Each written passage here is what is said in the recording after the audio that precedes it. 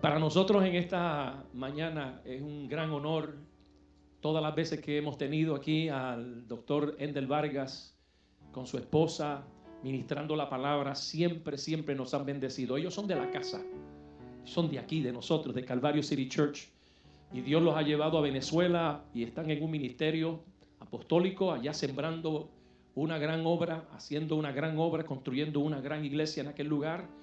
Y nosotros también los recibimos todas las veces que vienen acá, son nuestros. Así que, hermanos, vamos a recibir con un fuerte aplauso al doctor Endel Vargas en esta hora, en la palabra del Señor. Es bueno. Gracias, pastor. Y entréguenos todo lo que el Señor le puso en el corazón.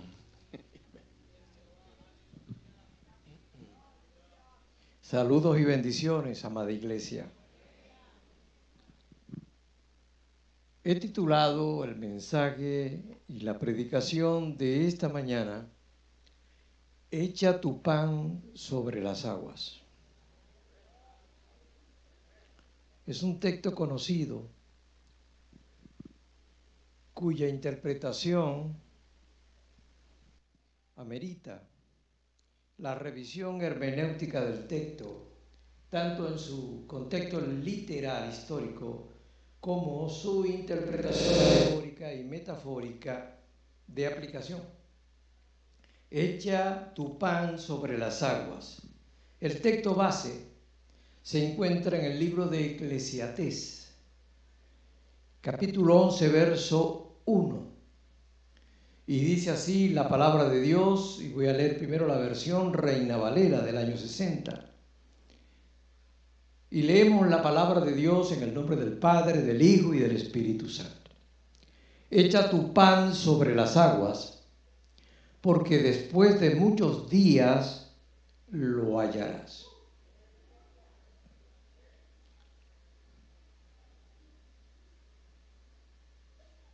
La versión Palabra de Dios para Todos del mismo pasaje bíblico de Eclesiastés 11:1, pero en la versión Palabra de Dios para Todos dice: a donde quiera que vayas, haz el bien,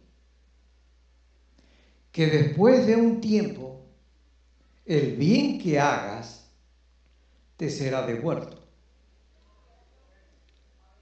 En esta paráfrasis se va comprendiendo un poco más el sentido del texto. Es verdad que desde el verso 1 hasta el verso 6, como narrativa bíblica, tiene una profunda interpretación de principios que Dios quiere que en nuestra vida cristiana y en nuestra vida familiar permanezcan. Pero si vemos el verso desde un punto de vista literal como fue escrito, encontramos que cuando habla de echar el pan sobre las aguas,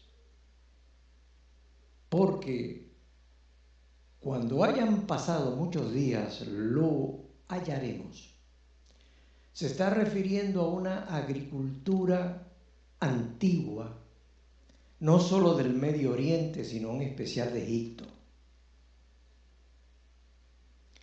Técnicas de cultivo que aprendieron precisamente los israelitas. Se trata de que en el tiempo antiguo los ríos, en especial el río Nilo en Egipto, cuando había la primera estación, la estación de la inundación, las aguas crecían y se desbordaban metros y cubrían todas las riberas, las grandes orillas de estos ríos, igualmente el Jordán y otros ríos en Israel. En tiempos de sequía era aprovechado precisamente la siembra en estas riberas u orillas, pero primero estaba la inundación necesaria para quitar la aridez y la esterilidad de estos terrenos por el tipo de temperatura que en el Medio Oriente permanece. Después ellos esperaban allí varios meses, hasta 4 meses tenían que esperar Y luego venía la estación en la cual el agua se retiraba. Pero aún así, los terrenos fértiles, cubiertos de limo verde, tierra húmeda, todavía empapada por el agua. En esa estación en que se retiraban las aguas, venía entonces la siembra. Prácticamente al echar la semilla, el terreno tenía capas de agua todavía y limo verde como un fertilizante. Echa tu pan sobre las aguas. Luego tenían que esperar 4 meses más y dejar que el grano, en especial las semillas de trigo y de cebada, con el cual precisamente se elaboraba el pan, tenían que esperar que esa semilla se profundizara y se enterrara. Y tenían que esperar la otra estación, que era la sequía, y tenían que esperar 4 meses más. Ya en ese tiempo entonces era cuando ellos podían ir hacia la cosecha, porque el grano comenzaba a germinar. Y encontramos aquí que eso es lo que literalmente quiere hablar. Esto hacía que las estaciones del río determinaban las estaciones de cultivo, sobre todo en tiempos de sequía, que a veces originaban hambrunas.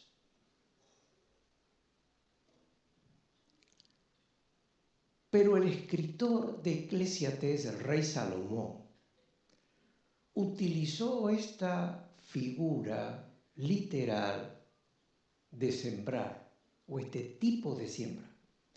Le da una alegoría, utiliza una figura retórica gramatical llamada alegoría, pero extrae de ella una imagen metafórica de la enseñanza más profunda y real que quiere Dios darnos.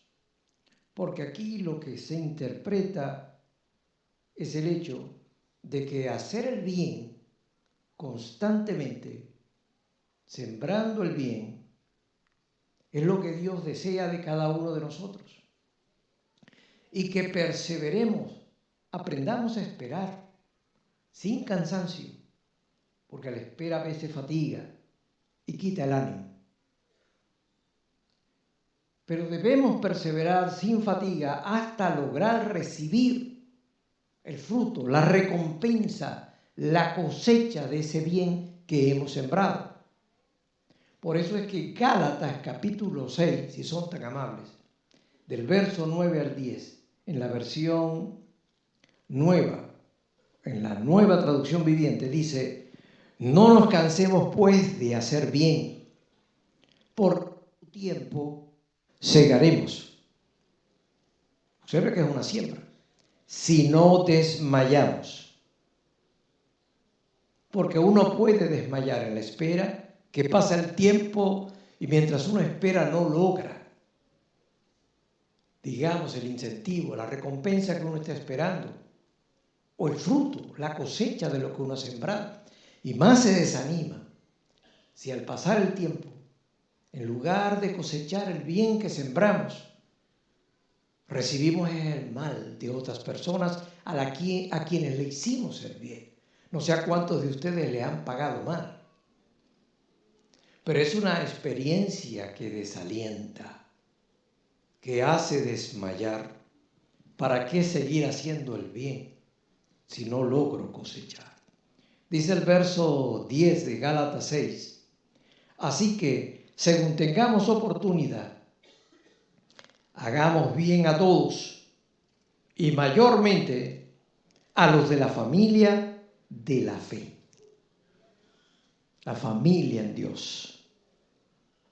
El Señor Jesús en Mateo capítulo 10, otro texto importante, amplía esto y dice en el verso 40 al 42: el que a vosotros recibe, a mí me recibe. Y el que me recibe a mí, recibe, atiende, le sirve, recibe al que me envió. Verso 41. El que recibe a un profeta, por cuanto es profeta, recompensa de profeta recibirá. Yo diría el que recibe a un misionero, por cuanto es misionero, recompensa de misionero recibirá. Y el que recibe a un justo, por cuanto es justo, recompensa de justo recibirá. Y verso 42, Jesús recapitula y dice, y cualquiera que dé a uno de estos pequeños un vaso de agua fría solamente, observe el detalle, por cuanto es discípulo, seguidor del Señor, de cierto os digo que no perderá su recompensa. Constantemente habla de recompensa. No es que hacemos el bien con la motivación y el interés de recibir, pero es inevitable dentro de la bondad y la generosidad y fidelidad de Dios que lo que sembramos cosechamos. Y más cuando sembramos en tiempos de larga espera y en tiempos difíciles que a veces parecen tan contrarios. Echar el pan sobre agua, echar las semillas sobre agua, lo primero que uno piensa, eso se va a descomponer y esa descomposición matará el grano. Pero no es así. No hay terreno difícil ni circunstancia turbia que Dios no lo vuelva un terreno fértil para nuestro crecimiento y para nuestro desarrollo. Entre más difícil sea hacer el bien, mayor recompensa vendrá. Pero no nos cansemos, mis amados hermanos. No se cansen esperar, no desmaye si aún no cosecha y por supuesto no se fatigue si alguien le devuelve el bien que usted sembró con mal. Por eso la perseverancia es uno de los aspectos que todo este pasaje de Eclesiastés en el capítulo 11 trata. La perseverancia tiene que ver con nuestra constancia, con la persistencia, con la firmeza, con la dedicación y el tesón que nosotros mantengamos. Y eso es parte del fruto del Espíritu.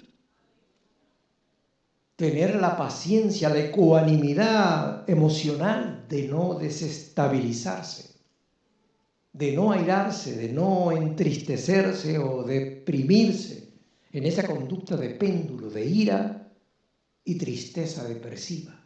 Ninguno de los extremos, porque la intención de Dios es que la perseverancia continúe. Viene a ser como una actitud que de alguna u otra manera se aplica no solo a las ideas, sino también a la conducta. Una conducta perseverante. Con razón, perseverar y perseverar con firmeza y con paciencia nos ayuda a triunfar en los propósitos de Dios. ¿Cuántos de ustedes son pacientes?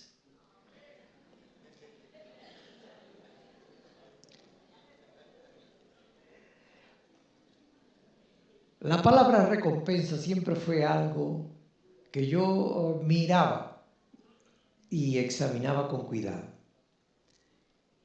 Quizás por este evangelio actuado, circense, fingido, donde tantos falsos ministros, su mensaje está dirigido a dinero, una forma de teología solamente enfocada en hacer dinero, que muchas veces hace que el ministro, en lugar de servir a la congregación, se sirven de la gente. Un evangelio tóxico, prostituido, una fe fingida, porque es actuada y no es verdadera, no proviene del Espíritu. Se vuelve en un mercantilismo. Y por eso yo analizaba la palabra recompensa con mucho cuidado, porque esta toxicidad, este extremo dañino, me mantenía con cautela, con precaución de no descenderme hacia ese tipo de estilo. Pero Dios en su trato conmigo me hizo ver que la recompensa, y sobre todo la recompensa de Dios, es algo distinto a lo que practican estas gentes. Que Dios sí recompensa, que es fiel, que lo hace.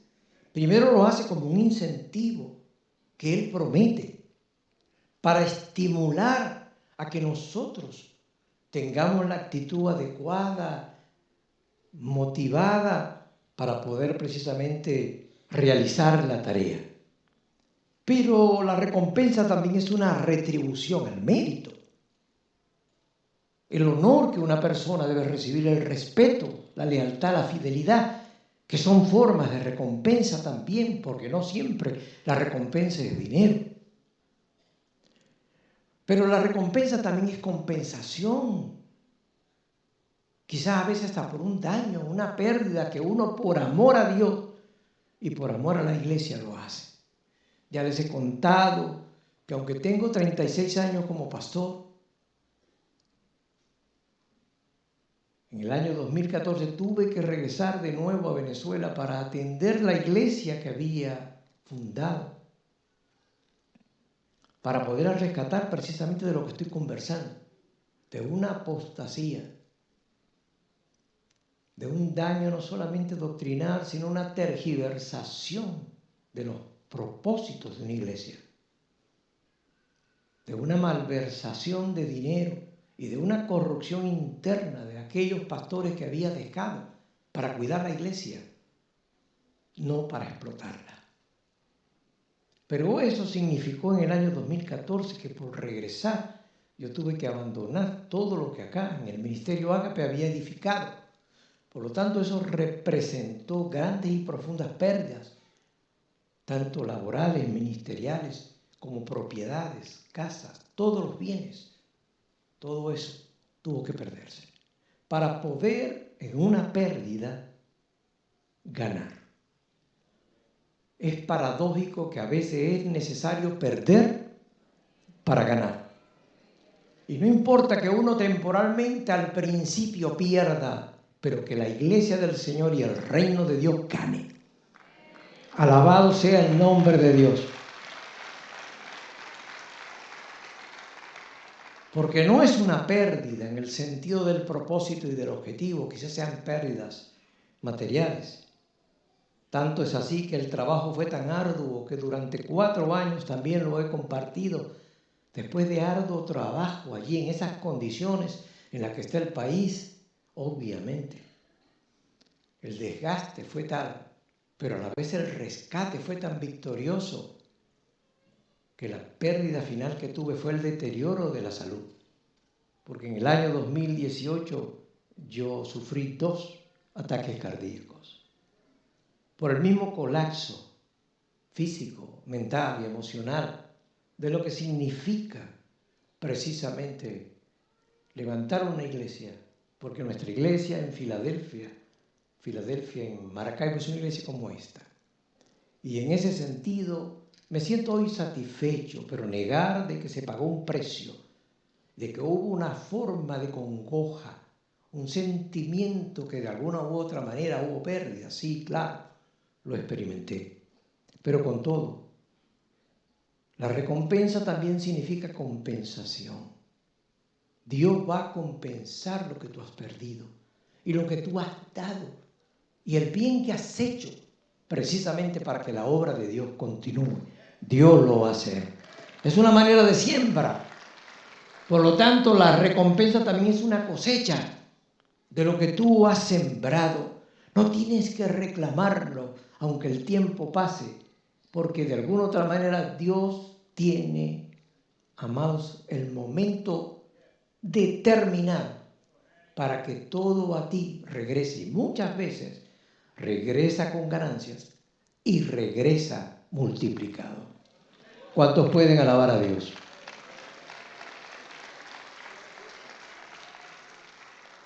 Cuando habíamos leído el texto del Señor en Mateo 10, Aquí lo que estamos hablando el Señor son los diferentes grados de recompensas. Pero quiero contarles una historia bíblica y quiero hacer un método expositivo, verso por verso, de un pasaje que es un poco largo. Y la palabra de Dios se va a explicar por sí misma y le va a edificar lo que voy a leer. Se puede ayudar en pantalla o lo puede leer directamente de su propia Biblia. Pero Jesús había dicho en el verso 41, el que recibe a un profeta, por cuanto es profeta, recompensa de profeta recibirá. Y este es un tipo de recompensa más alta. Servir, atender y cuidar a un hombre de Dios. A un verdadero hombre de Dios.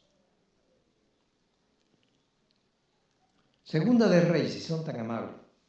Capítulo 4, ustedes conocen ese pasaje. Verso 8 al 37. En la versión Reina Valera primero. Dice Segunda de Reyes 4, verso 8, 37.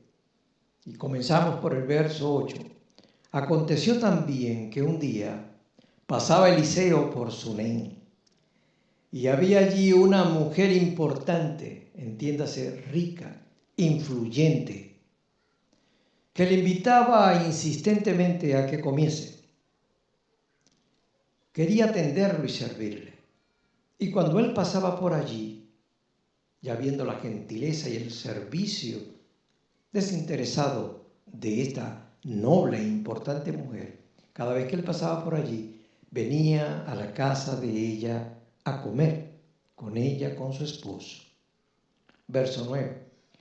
Y ella dijo a su marido, he aquí ahora yo entiendo que que siempre pasa por nuestra casa, observe la descripción y el testimonio, es varón, hombre de Dios, santo.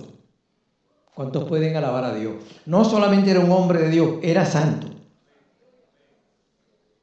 Y para tener una vida de santidad, usted necesita vivir la vida en el Espíritu. Porque sin el Espíritu Santo, usted no puede hacer morir o separar de usted las obras de la carne.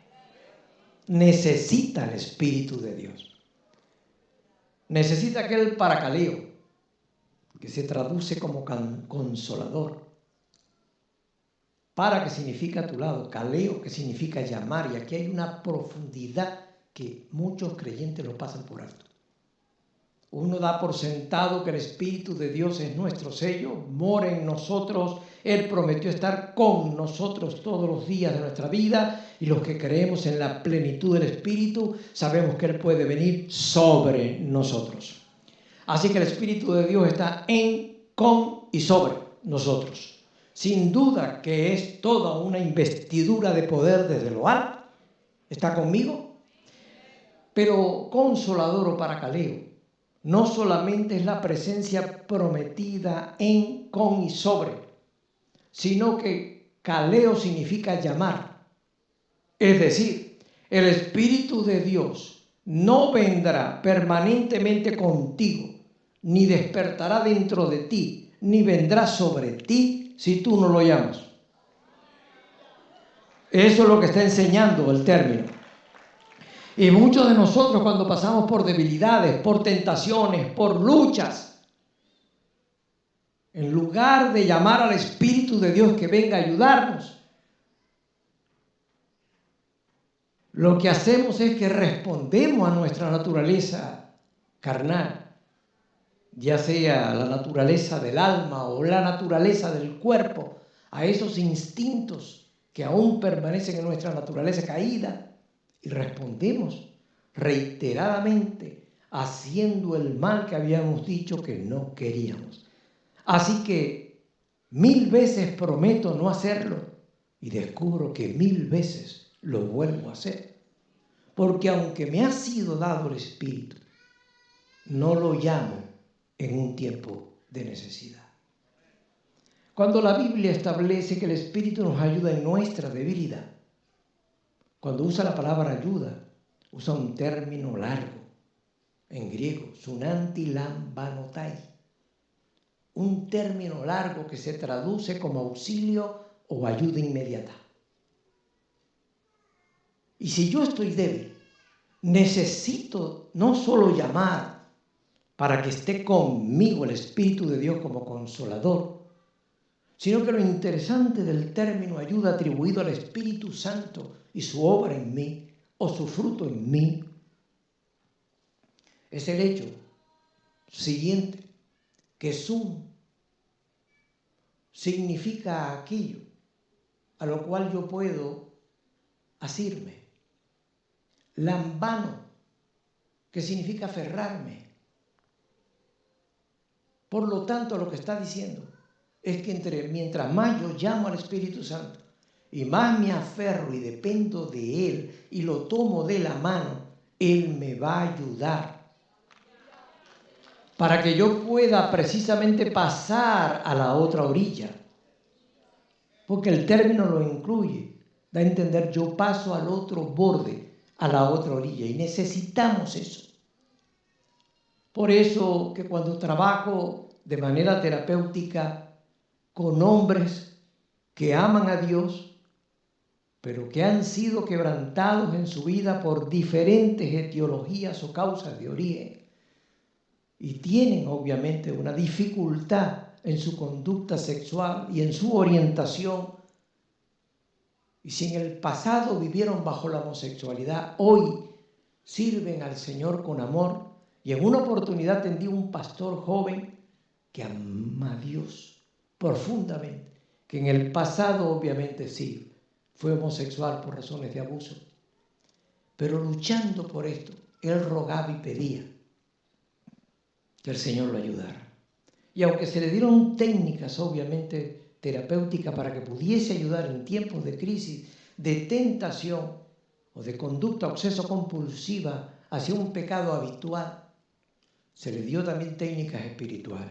Cada vez que estés en el borde de una orilla, donde te sientas realmente tentado y ves que no puedes, llama al Espíritu Santo. Y no solamente llámalo, aférrate a Él. Porque el Espíritu de Dios te va a tomar de la mano y te va a llevar hasta la otra orilla. Y si tienes físicamente que correr para alejarte de la tentación, como lo hizo José con la mujer de Potifar, hazlo. Pero agárrate del Señor y corre con Él. ¿Cuántos pueden alabar a Dios? Y él un día testificó que precisamente entró una vez en una estación de tren subterráneo y era tarde y venía de un servicio de la iglesia, pero era tarde, y encontró que estaba la estación casi vacía y un hombre que lo miró, y él se dio cuenta obviamente en el mundo que había conocido que era homosexual. Entendió lo que le estaba en mirada proponiendo. Dice y reconoció en confesión de consejería que comenzó a temblar con profunda tentación, y esto para que lo pueda entender un heterosexual. Es igual cuando usted se ve tentado por una mujer que fuertemente le atrae y que usted le da la primera mirada y sabe que no debe volver a hacer la segunda mirada, porque la segunda mirada ya es pecaminosa. La primera fue accidental. Sin embargo, a usted le cuesta quitar la vista. Y este hombre precisamente estaba luchando. Y él dijo que se acordó de esto. Y le rogó al paracaleo, lo llamó. Y llamó al Sunanti Lambanotá y lo agarró de la mano. Le dijo, sácame de aquí, ayúdame hasta el otro lado. Y dice que salió corriendo de la estación, dice que corrió. Y cuando se dio cuenta estaba lejos. Y logró entender que lo que nunca pudo mental ni físicamente lograr, sí lo pudo hacer por la vida en el Espíritu, por el poder del Espíritu Santo de Dios. ¿Cuántos pueden alabar a Dios? Y aquí tenemos un hombre de Dios, un varón santo de Dios. ¿Y cuánta falta hace, pastores, con el corazón santo, con el corazón de un padre?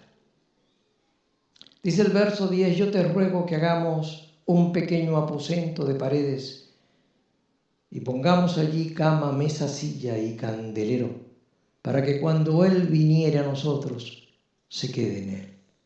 ¡Qué atención! ¡Qué cuidado con el hombre de Dios! Y aconteció que un día vino Él por allí y se quedó en aquel aposento y allí dormía. Entonces dijo Giezi su criado, o le dijo a Giezi su criado, llama a esta tsunamita. Y cuando la llamó, vino ella delante de él. Dijo él entonces a Giezi, dile, he aquí tú has estado solícita por nosotros con todo este esmero. Y observe la intención. ¿Qué quieres que haga por ti? ¿Necesitas que hable por ti al rey o al general del ejército? Quería corresponder este bien que ella había sembrado. Pero ella respondió, yo habito en medio de mi pueblo. Otra versión dice, yo soy muy cercana a toda la comunidad, incluyendo el rey. Porque ella era importante, no lo olvide, tenía acceso al rey. Como decir, lo agradezco, pero por ahora no me hace falta. Verso 14, y él le dijo, ¿qué pues haremos por ella? Le preguntó a Giezi. Y Giezi respondió, he aquí que ella no tiene hijo y su marido es viejo. Eso no es con usted. No se ofenda. Nunca se ofenda si lo llaman viejo. Y entendemos que a un viejo todo se le cae. Pero me refiero al cabello.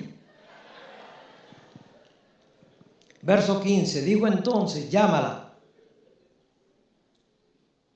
El profeta consultó a Dios y Dios se lo confirmó.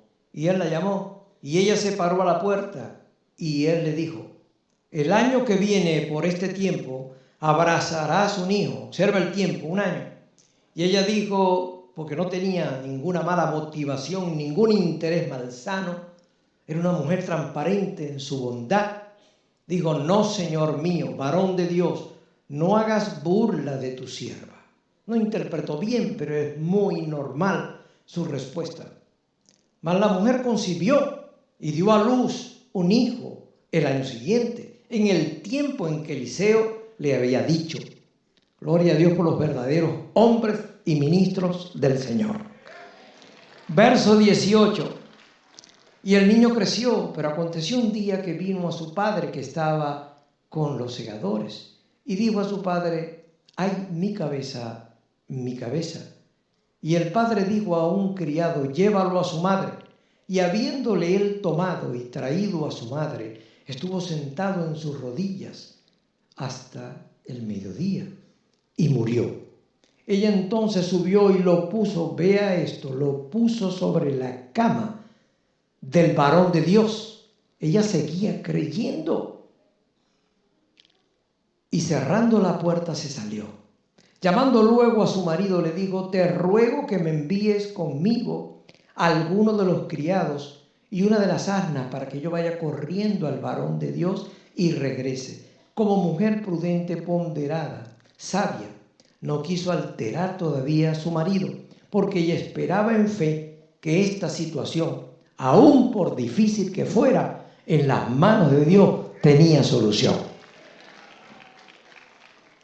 Él dijo, ¿para qué vas a verle hoy? El esposo, no es nueva luna ni día de reposo. Y ella respondió, paz, paz. Calmó al esposo. Después hizo enalbardar, colocar la silla al asna y dijo al criado, guía y anda y no me hagas detener en el camino sino cuando yo te lo dijere. Partió pues y vino al varón de Dios al monte Carmelo. Y cuando el varón de Dios la vio de lejos, dijo a su criado Giezi, he aquí la tsunamita. Te ruego que vayas ahora corriendo a recibirla y le digas, observe la pregunta, ¿te va bien a ti? Ya estaba el profeta discerniendo. ¿Le va bien a tu marido y a tu hijo? Y vea la respuesta de ella. Bien. Todo bien. No es negación de la realidad. Es confesión de fe. Ella tenía la visión de futuro. Y la visión de futuro no niega la realidad presente. Pero mira las cosas como Dios las ve. Alabado sea el nombre de nuestro Dios. ¿Cuántos pueden alabar? Tienen la certeza, la convicción aún de aquellas cosas que todavía no se ven. Verso 27. Luego que llegó a donde estaba el varón de Dios en el monte, vea, se asió a sus pies. La versión viviente dice, se desplomó a sus pies. Y era obvio. Y se acercó Yexi para quitarla porque ella se aferró al varón de Dios, llorando a sus pies. Pero el varón de Dios le dijo al siervo, déjala. Observe, ¿por qué su alma está quebrantada, está en amargura? Y Jehová me ha encubierto o no me ha revelado el motivo. No me lo ha dicho todavía. Cómo él constantemente dependía del Espíritu Santo. Y ella dijo, vaciando en queja, como usted y yo a veces lo hacemos con Dios. Y ella dijo, pedí yo hijo a mi Señor. No dije que no te burlases de mí. Esto es una congoja. También se llama abatimiento. Y era por la pérdida más. Pero si usted no se rinde y no desmaya y sigue esperando en Dios, por mucho que le duela, amado hermano y hermana, la recompensa va a llegar. A su nombre sea la gloria. Porque usted hizo el bien como lo hizo esta mujer. Y le damos la gloria de Dios. Verso 29, entonces dijo él a Yesi, ciñe tus lomos y toma mi báculo en tu mano. Y ve, si alguno te encontrare, no le saludes. En pocas palabras, no pierdas el tiempo. Y si alguno te saludare, no le respondas. Y pondrás mi vara, mi báculo, sobre el rostro del niño. Ve, esto es un proceso. Y dijo la madre del niño, vive Jehová y vive tu alma, que no te dejaré. En pocas palabras, no me quitaré de tu lado porque te necesito a ti como varón de Dios. Y lo invita, obviamente, a ir con ella. Entonces se levantó y la siguió.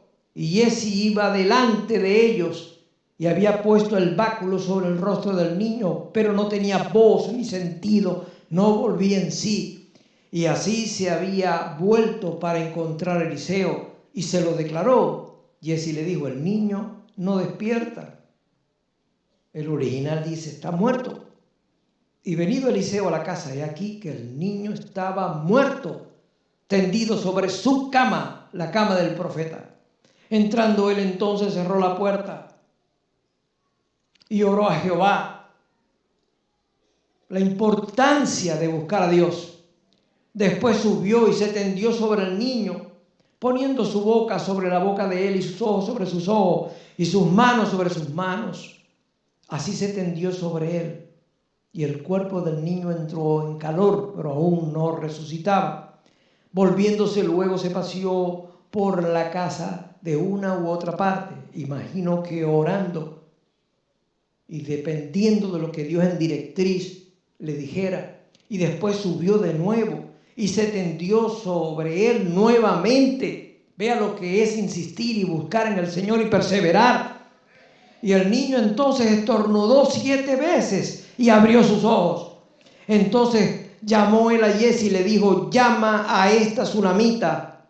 Y él la llamó y entrando ella le dijo, toma tu hijo. Y así que ella entró, se echó sobre sus pies y se inclinó a tierra, le dio reverencia, respeto y después tomó a su hijo y salió. ¿Cuántos pueden alabar a Dios? A su nombre, gloria. Lo maravilloso de esta historia, que ya la voy a terminar, es que aunque ella allí recibe parte, de nuevo, de lo que ella había esperado, porque esperó por muchos años para tener hijos y después de haberlo recibido se muere. Eso le confundió.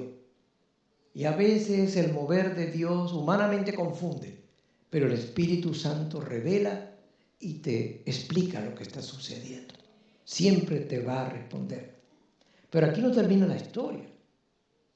Porque varios años después, unos cuantos años después, se produce otra crisis en ella, que es la enseñanza mayor de hoy. Porque hubo una hambruna en Israel y en todo el Medio Oriente. Y la hambruna por la sequía fue de 7 años. Y esto obligó a la mujer, escuche bien, junto con su esposo y su hijo, a emigrar a otro país, sufriendo grandes pérdidas. Yo anhelo que la diáspora venezolana un día, por intervención divina, todos aquellos que han emigrado y han sufrido muchas pérdidas y separaciones, puedan un día volver.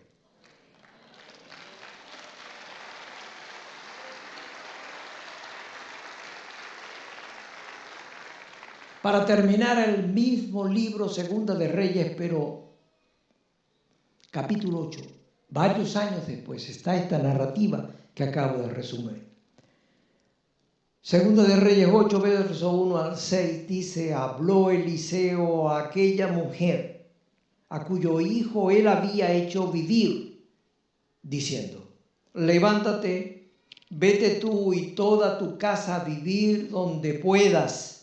Huye, porque Jehová ha llamado o ha permitido al hambre, la cual vendrá sobre la tierra por 7 años. Entonces la mujer se levantó e hizo como el varón de Dios le dijo. Vean la protección y el cuidado de recompensa que tenía el profeta con los detalles de atención y cuidado de esta mujer. Y se fue ella con su familia. Cuánto dolor cuando hay separaciones, cuando hay éxodo. Y vivió en tierra de los filisteos 7 años, tierra extraña para ella. Allí estuvo 7 años.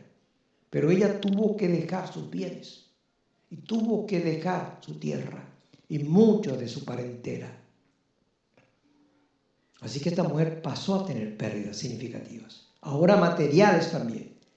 Y cuando habían pasado los 7 años, la mujer volvió de la tierra de los filisteos. Ella regresa.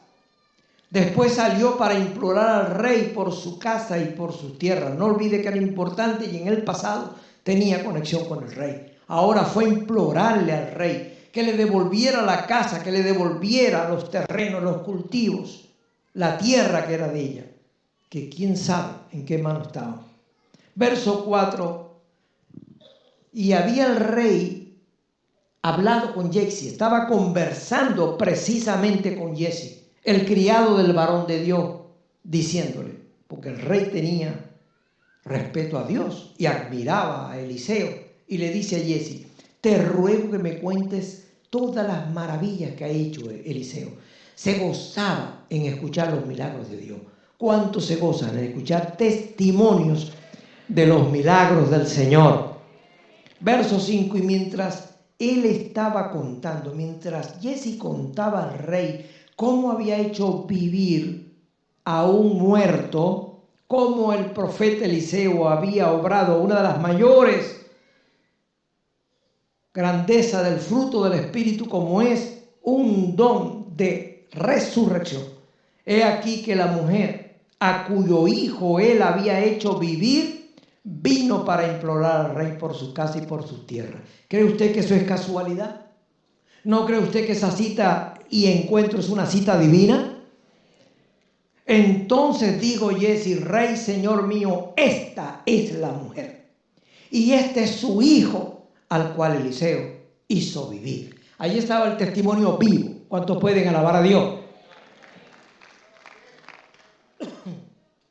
Entonces, verso 6, y preguntando el rey a la mujer para verificar la historia, ella se lo contó todo. Entonces el rey, observe, ordenó a un oficial, al cual dijo: hazle devolver todas las cosas que eran suyas. Devuélvele la casa y los terrenos. Pero es que ahí no se queda. No importa que usted eche el pan sobre las aguas. Amado, cuando regresa con ganancia. Porque le dijo al oficial: devuélvanle todo lo que era suyo, casa, terrenos. Pero le dijo y agregó: y todos los frutos de su tierra, desde el día que dejó el país hasta ahora. Todos los cultivos de esa tierra, todas las ganancias de 7 años que ella no recibió, devuélvanselo. ¿Cuántos pueden alabar a Dios? Póngase de pie, porque Dios es un Dios que no solo da recompensa, es un Dios que da recompensa con ganancia. Es como dejar las cosas en las manos de Dios, como un fideicomiso en las manos de Dios. Eso vendrá con interés. No lo hacemos por eso. No nos cansemos de hacer el bien. Echa tu pan sobre las aguas. Siembra. Siembra. No importa qué pase los años. Todos los que han sufrido pérdidas, todos los que están esperando en Dios, todos los que han tenido de toda Latinoamérica que emigrar, los invito a salir de su asiento y a pasar acá. Porque el Espíritu de Dios quiso hoy levantarte. Porque levantarse es como una obra de volver a la vida en el Señor, de recuperar la fuerza. Si aquí hay venezolanos, yo los invito. Si aquí hay de otros lugares que han tenido que salir de su tierra, aún gente de Puerto Rico ha tenido que salir de su tierra y emigrar a Estados Unidos.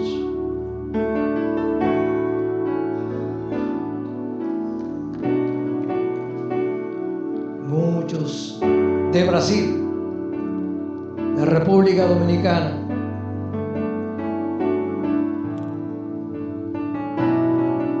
de México. ¿Cuántos han tenido que salir? Pero el Señor insiste. Y mientras pasa, para recapitular y ministrar en este momento, les voy a leer una tercera versión de Eclesiastés 11:1. Echa tu pan sobre las aguas. Pero lo voy a leer en la Nueva Traducción Viviente, porque le agrega algo interesante. Dice así, si lo pueden poner en pantalla, Eclesiastés 1, Nueva Traducción Viviente. Dice: envía tu grano por los mares, observa, o las riberas del mar, y a su tiempo recibirás ganancia. Habla cuando la recompensa por esperar tiene ganancia. Y tú estás esperando en Dios. ¿Cuántos están esperando en Dios? Yo quiero que ponga su mano derecha en su corazón, y aquellos que nos están viendo a través de los medios de comunicación, y todos aquellos que han tenido que esperar en Dios, perder, sufrir, esperar, Dios quiere bendecirlos. Dios quiere levantarte. Y te recuerda algo que a lo mejor ya habías perdido la fe en esperar recompensa.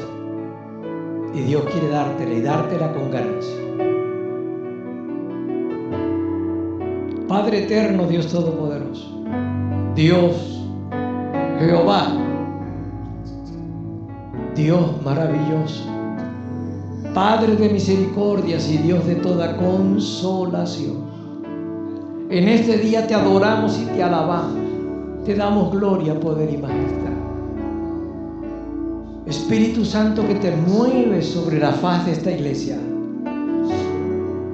que estás sobre esta iglesia, Espíritu Santo, aquí está tu iglesia, tu pueblo, y entre ellos algunos que te necesitan. Te pido en el nombre de Jesucristo que les bendigas, que les des valor y fuerza para seguir esperando. Y aunque la maldad aumenta, más aumenta tu gracia y tu bendición. Esperar en Dios no es en vano. Sigamos haciendo el bien, no desmayemos de hacer el bien. Sigamos sembrando este principio de hacer el bien, porque en su tiempo, no importa que pase tiempo, mucho tiempo, nosotros vamos a cosechar. Bendigo esta congregación, y en especial bendigo a mis hermanos venezolanos. Bendigo a aquellos que vienen de otras tierras y han tenido que partir, les bendigo. Les bendigo en el nombre del Padre, del Hijo y del Espíritu Santo. Les bendigo para que reciban en devolución todo lo que han perdido. Salud, honra, gozo, paz, todo lo que han perdido, bienes.